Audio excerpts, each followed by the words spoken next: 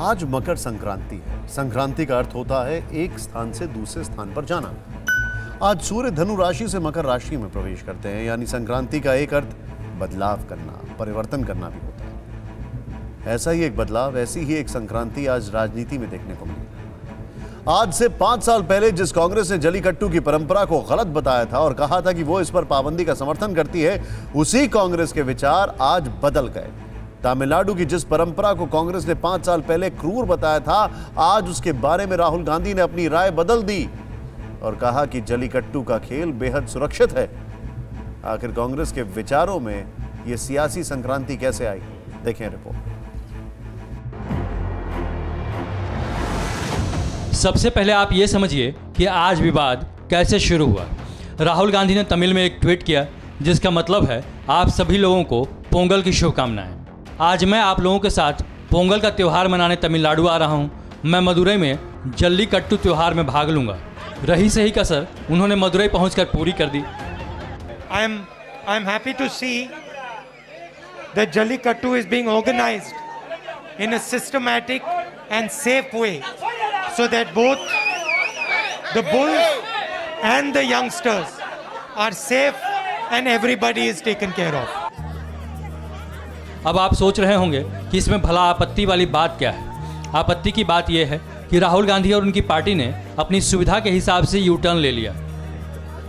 जिस कांग्रेस ने 2016 के तमिलनाडु विधानसभा चुनाव में अपने घोषणा पत्र में कहा था कि पार्टी जल्लीकट्टू पर रोक लगाने का समर्थन करती है, उसके नेता अब जल्लीकट्टू के आयोजन में शरीक हो रहे हैं और कह रहे हैं कि ये खेल व्यवस्थित और सुरक्षित है। तमिलनाडु के त्यौहार पर राहुल गांधी के जो शिरकत है, हम इसका स्वागत करते हैं और उनको धन्यवाद देते हैं। दशकों से राजनीति करने के बावजूद आज भी वो एक पार्ट टाइम पॉलिटिशियन, अब परिपक्व पॉलिटिशियन, और इस तरह के जब वो बयान देते हैं तो वो खुद दर्शाते हैं कि क्यों कांग्रेस आज भारत में खत्म होती जा रही है। मजे की बात यह है कि राहुल गांधी सिर्फ एक समारोह में पहुंचे और उन्होंने ये ऐलान कर दिया कि जल्लीकट्टू पूरी तरह से सुरक्षित है, लेकिन बहुत जल्द उनके इस बयान की भी पोल खुल गई। मदुरई के जिस अवनियापुरम में राहुल गांधी जल्लीकट्टू का खेल देखने पहुंचे, वहां कई लोग जख्मी हो गए। आनन फानन में उन्हें अस्पताल ले जाया गया। किसी का सिर फूटा तो किसी के जबड़े में टांके लगाने पड़े।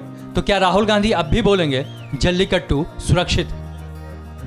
अब जरा जल्लीकट्टू की क्रोनोलॉजी समझ लीजिए। 2011 में यूपीए सरकार ने नोटिफिकेशन जारी करके जल्लीकट्टू पर बैन लगा दिया, लेकिन 2009 के Tamil Nadu regulation of jallikattu act के तहत वहां यह आयोजन जारी रहा। तमिलनाडु सरकार के इस फैसले को खारिज करते हुए मई 2014 में सुप्रीम कोर्ट ने वहां जल्लीकट्टू पर रोक लगा दी, लेकिन एनडीए सरकार ने जनवरी 2016 में कुछ शर्तों के साथ इस खेल को मंजूरी दे दी। यही वो समय था जब तमिलनाडु में चुनाव होने वाले थे। तब कांग्रेस ने अपने घोषणा पत्र में कहा कि वो जल्लीकट्टू पर बैन का समर्थन करती है। और जरा सुनिए यूपीए सरकार के मंत्री रह चुके जयराम रमेश ने तब क्या कहा था। We imposed a ban on the use of animals like bulls, for play and for betting purposes. And Supreme Court upheld that order in 2014. And now, because elections are coming in Tamil Nadu, to please a few political leaders from southern part of the state, the Modi government has gone against the advice of its own Attorney General and has decided to allow this practice. It's a barbaric practice. लेकिन 2016 जुलाई में supreme court ने केंद्र सरकार के आदेश पर stay लगा दिया, जिसके बाद जल्लीकट्टू के समर्थन में तमिलनाडु में भारी प्रदर्शन हुआ, जिसके बाद कांग्रेस को लगने लगा कि उसे इस पारंपरिक खेल को लेकर अपना स्टैंड बदल देना चाहिए। कांग्रेस के रणदीप सुरजेवाला का 19 जनवरी 2017 का ये ट्वीट देखिए। लिखते हैं, जल्लीकट्टू की संस्कृति और परंपरा को सहेजने को लेकर कांग्रेस तमिलनाडु की जनता का सम्मान करती है।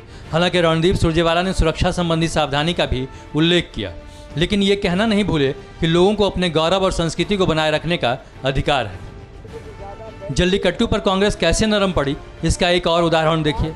2016 में कांग्रेस नेता अभिषेक मनु सिंघवी मोदी सरकार के नोटिफिकेशन के खिलाफ सुप्रीम कोर्ट में पहुंचे थे। सिंघवी इस केस में एनिमल राइट्स एक्टिविस्ट के वकील थे, लेकिन जल्लीकट्टू के समर्थन में जनभावनाओं का ज्वार देखते हुए उन्होंने खुद को इस केस से अलग कर लिया।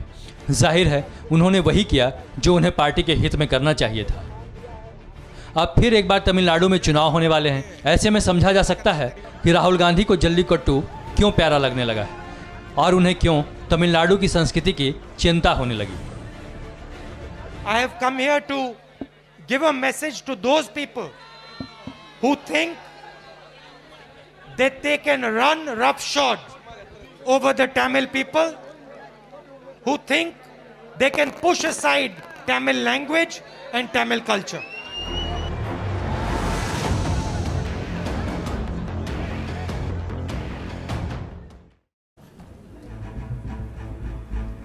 बदले बदले से अंदाज नजर आते हैं, लगता है साहब सरकार के बाहर नजर आते हैं। जल्लीकट्टू के आयोजन में किसानों के आंदोलन का साया भी दिखाई पड़ा। मदुरई में आज जिस वक्त जल्लीकट्टू का खेल शुरू हो रहा था, तभी कुछ लोग काले कपड़े लेकर नारेबाजी करने लगे। इस दौरान अफरा तफरी मच गई क्योंकि पीछे से बैल दौड़े आ रहे थे और जो लोग काले कपड़े लेकर प्रदर्शन कर रहे थे उन्हें पता नहीं चला कि पीछे क्या चल रहा है। हालांकि मौके पर मौजूद पुलिस ने किसी तरह प्रदर्शनकारियों को संभाला और हालात को काबू में किया। देखिए, एक बहस यह भी है कि ऐसी परंपराएं बंद हो जानी चाहिए या इन्हें जारी रखना चाहिए, लेकिन हमने आपको पहले भी बता दिया है कि जल्लीकट्टू इसका बेहतर उदाहरण है। राज्य सरकार से लेकर केंद्र सरकार और सुप्रीम कोर्ट तक यह मामला पहुंचा, लेकिन अपने तरीके से जल्लीकट्टू अभी भी जारी है। इसका मतलब यह हुआ कि इसे लेकर एक राय बनाना आसान नहीं है और सुविधा के मुताबिक सियासत चल रही है। अड़ी सोमवार से शुक्रवार शाम 6 बजे सिर्फ TV9 भारतवर्ष पर।